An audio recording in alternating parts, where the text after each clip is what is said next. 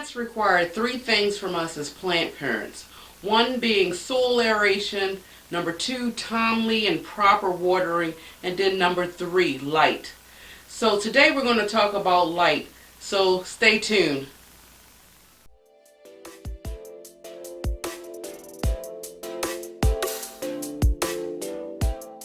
Hello plant community. Thanks for tuning into this channel. If you're new here, welcome. My name is Pam, and for those of you that keep returning and follow me along my planting journey, thank you so much for coming back. Now, as you can see, you guys, from the introduction, we're talking about light today, and I felt that it would be befitting to shed some light on having a better understanding of light as we approach springtime. So let's talk about the benefit of light to our plants, shall we? So plants need light to do exactly what? Photosynthesize, right? But exactly what is photosynthesis in regards to our plant babies? Well, it's basically when a plant turns light into carbohydrates or simple sugars, which in turn promotes energy for our plants. Now, light can affect all parts of the plants, as far as the length of the stems, the color and the size of the leaves, as well as assist in flowering. An example of flowering for the light would be this beautiful Hoya Crimson Queen, which I had just noticed, you guys, started to form a bloom right here. It hasn't opened up yet, but it did take off. And this plant is sitting right in this beautiful sunroom that I have, that I've been blessed with, and is sitting right up against the window. Now, give me a second. I'm trying to make sure I don't knock or disturb any of my plants. So let's go back to the light. What kind of range of light should one have in their plant babies? So it should be no less than 6 hours of light, but also no more than between 14 to 16 hours of light. We got to keep in mind, you guys, that even though light is very beneficial to our plants, light can also harm our plants as well. They can have symptoms of having too much light, which would more than likely appear in the leaves. The leaves would become damaged in some way. So the leaves could actually appear to be faded, pale, or bleach. And I actually have an example of that just to show you guys with my beautiful Hoya Caryi. Right now I do have it sitting directly up against the window, and what I have noticed, you guys, and I'm hoping that the camera actually will pick it up so you can see as well, that, okay, let's see, I don't know if you could tell right here, this is the side that's facing out and not at the window, so the leaves are a little bit darker. Now, of course, Hoya Caryi is a lighter leaf, but if you see me turn it around, you can actually see how the colored leaf now, it does look a little faded, and it looks pale and a little bit of bleach. So this is letting me know, as the plant parent for this plant, that I need to pull it back. Like, it can handle that bright light, but maybe not so much of an intense light. So when you start seeing your plants as far as leaf color change, you know, that's a sign that, hey, they're telling us something, that, hey, we need to just be pulled back from the light. We love the light, but maybe you could be just providing us with a little bit too much light. And you want to also keep in mind that the leaf can also become brown or brittle, especially if we are forgetting about watering our plants. So that's another indicator that we want to keep in mind. Now, there are degrees of light. We have direct light, we have bright indirect light, medium light, and of course low light. So let's just talk about that in a whole perspective. And guys, before I show you this is like a little illustration. I'm not an artist by any means, but I just felt that an illustration would be more suitable to help us wrap our heads around the concept of light and how we can incorporate knowing about light and windows as how we kind of like style our plants in our home. So I kind of drew this. You can laugh, don't judge me, but if you want to laugh, chuckle, I'm laughing with you. But I'm hoping the camera can actually pick this up. So as you can see, I'm just going to point it out. This black square is representing the actual window. And I have green lines, which is representing the ray of sunshine that is coming out through the window. But this part right here is a very important piece, this triangle right here. Now, of course, when we talk about direct light, you guys, direct light is pretty much self-explanatory. That's when the light is, natural light is coming through the window and the light is hitting the leaves directly. And that would be pretty much right up against the window. Now, towards the peak right here, this is what I would consider more of a filtered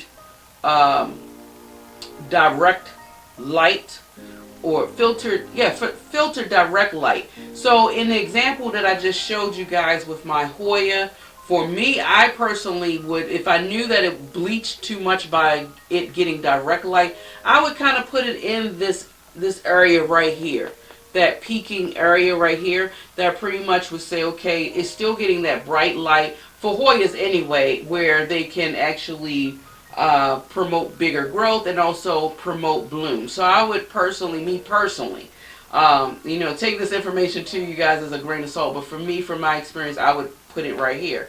Now, right here in this open area, this is where on either side, this side as well as this side, this would be what we would consider bright light. Now, bright light, let's see what kind of plants could actually handle bright light, or bright indirect light, bright indirect light. It's areas in your home where light is shining brightly, but the sun is not hitting the leaves. So good plants to put in this area, just to give you an example, would be like your alocasias, your monsteras, rubber trees, and also Hoyas, even though I did mention about the Hoya being in the filtered. But Hoyas can also benefit as well from being in the bright indirect light. Now down here, you guys, is a medium light. Medium light, if you want to think about it, is areas of light that's several feet away from your windows in your home.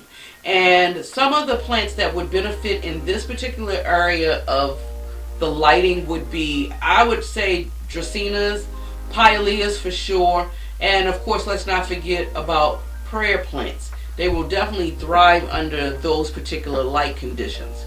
Now, I also, outside of the green lines that you see right here, on the other side is actually the lower light situation. So lower light, as we all know to be, is not meaning no light at all. They're more or less in that shaded area where the ray of the sunlight is not hitting it at all, but they are receiving some form of light from there. And what low light plants can go in those areas could be your average, like your peace lilies, pothos, particularly the green varieties, and of course let's not forget to mention your philodendrons. So yeah, so it's all about knowing about your plants and the position of your home, your windows and things of that nature, when you start styling your area or your environment with your plants, as far as what would actually be suitable. So I hope that this diagram, as childlike as it may be of a drawing, I hope that it did give you some form of perspective as far as what we mean by these degrees of light.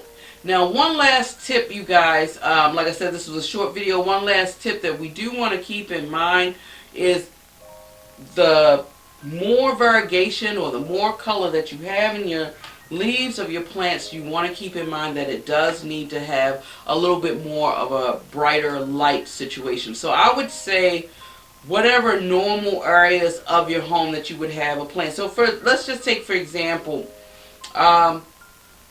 peace lily, we said, would be in a lower light situation. But for example, I have a domino peace lily.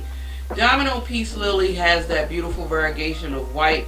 So in order to maintain that variegation of white, I would move it a little bit out of a lower light situation into a medium light situation. So right now I do have my domino peace lily in my bedroom, and it is up against the window, but it's also up against the window of an east facing window where it's getting that morning dappled light, and it's also, the window has an awning, so it's not getting any intense light, but that's enough to maintain the variegation and also not burn its leaves. So you want to be mindful of that. If you start seeing symptoms of leaf burn, then you know it's definitely getting too much light. Another thing I want to make a mention in regards to direct lights, please keep in mind, some plants love direct light. Like for example, my croton that I'm struggling with, which I probably will put it outside coming this growing season to promote some growth, or I don't know what I'm going to do about it. But crotons, for example, they love direct light. But you also want to be mindful of how long of a time period. They will stress out, or any plant will stress out that loves direct light if they have direct light for several hours. So if it's 2 hours or 3 hours of direct light, that's fine for your plants. But you know, pay attention to your plants and check out their leaves and their plant growth. They will communicate with you and let you know what type of lighting environment that they will like. Also, another thing this kind of ties in together is a little off topic in regards to light, but you want to also keep in mind, more light you're giving your plants, more energy they're using, because those carbohydrates, they're breaking it down, simple sugars, energy for the plant, right?